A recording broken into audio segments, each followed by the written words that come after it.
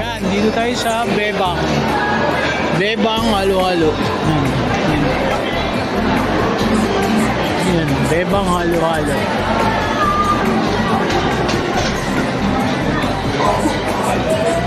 Masarap daw, sabi ni Milet. Try natin, sabi ni Milita. Sabi ng misis ko. Try natin. Tignan natin kung talagang masarap. Ano sa'yo? Ika lang, hindi ko pa alam. Ito. Presidential sa akin. Sarap daw itong halo-halo na to. Order namin is special and presidential. Yan o, meron silang dine-in, kaso maliit lang. 2 stove pag naghihintay lang sa takeout. Kasi ito, yan, yun lang yung dine-in, 2 peraso. Yan. Yan, siguro takeout na lang. So, takeout na lang namin, tapos tignan natin mamaya sa bahay. Doon natin check out din sa bahay. Okay siya. Okay, so magda-dine-in na lang pala kami kasi may nang-open na spot. Dito na namin kakainin yung Bebang halo-halo. Check outin natin kung saan. Ayan yan. Ayan si Malaya. Say hi! Why not? Okay, are you gonna eat halo-halo? Why not?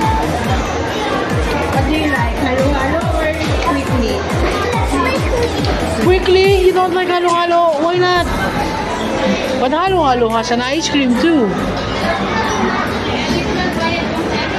And halo-halo has ice. You don't like it? So look at that, oh. Look at that. It's a halo-halo. Saan lang dati? Pasig lang sila meron. Ano? Pasig lang siya meron dati. No-order talaga. Sa mall. Ngayon na sila nagkaroon sa mall. Kasi dinalayo talaga sila sa ano ni Pasig. Okay. Yeah. Yan na yung aming, saan yung ano dyan? Ito yung special. Ito yung special. And then this is the Presidential.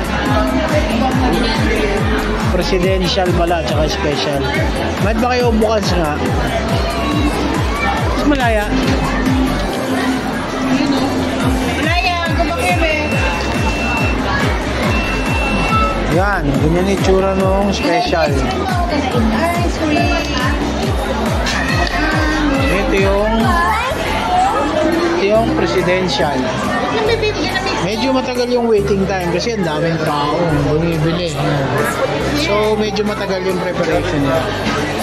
Tapos lahat halos nung nakikita kong nagdadaan sa labas, may bit-bit na Bebang kasi bago to dito sa South Mall.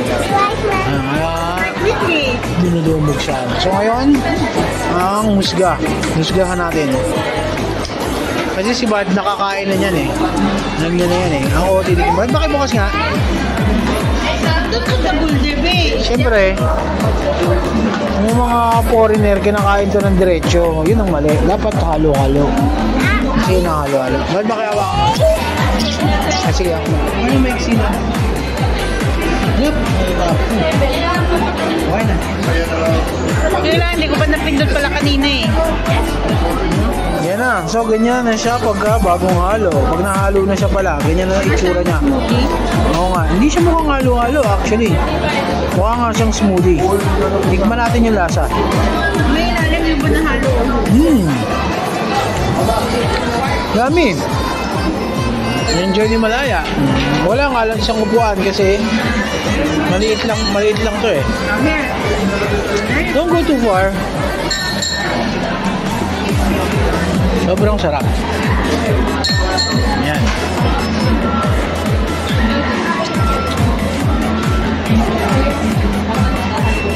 Kailangan mo check outin yung ilalim. Ayan. Kasi maraming buo-buo na nata de coco, may mais, tas yung gatas. Kanina hindi ko na-check maigi. Kailangan tignan mo mabuti. Si Malaya is enjoying it. Okay, sarap nito. Kaya yan, check outin nyo na itong Bebang sa halo-halo dito sa SM sa ground floor. Yan.